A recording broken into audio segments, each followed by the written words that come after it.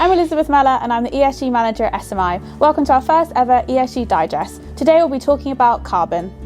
Carbon dioxide is one of the most well-known elements in the greenhouse gases, alongside methane and nitrous oxide. Carbon dioxide absorbs and traps heat in the atmosphere, contributing to global warming.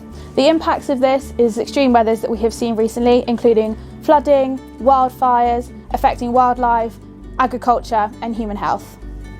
The key step businesses are taking to calculating their carbon footprint is through the methodology scope reporting. Scope 1 looks at your direct emissions, Scope 2 your indirect, and Scope 3 has 15 activities.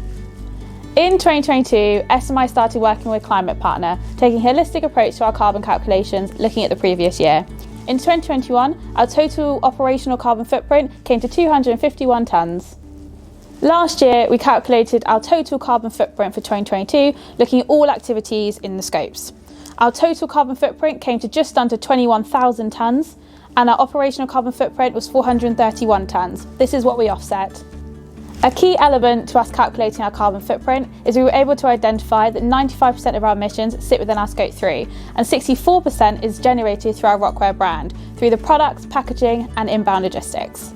SMI are climate neutral for the second year in a row, offsetting the 431 tonnes I spoke about earlier. So let's do a deep dive into the 3 social and environmental offsetting projects we chose as a business.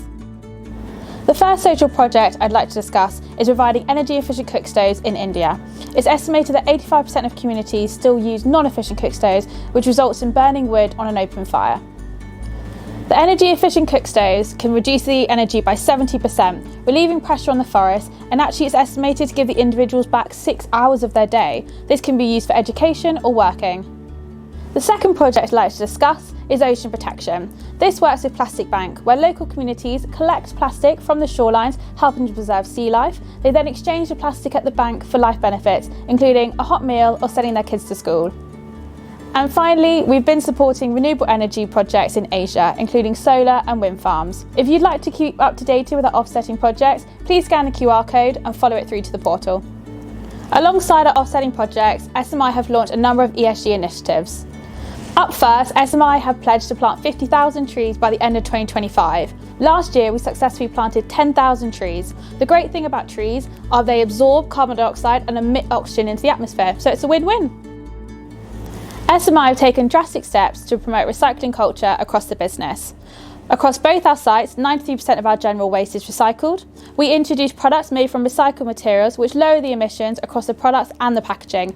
And our recycling scheme offers our customers the opportunity to safely recover, repurpose or recycle their products at the end of its life. SMI also committed to a zero to landfill approach to waste, helping to avoid those greenhouse gas emissions. Methane gas is released into the atmosphere when waste goes to landfill, trapping in the sun's heat at an 84% increased rate compared to carbon dioxide, making it one of the biggest contributors to climate change. SMI's overall vision towards carbon is to join together with our stakeholders in our respect for nature, our commitment to climate change, and taking the necessary steps to reduce our carbon, ensuring we have a positive and meaningful impact on the planet. And that's a wrap on our first ESG Digest, where we talked about all things carbon. I hope you join me next time as we tackle our next ESG topic.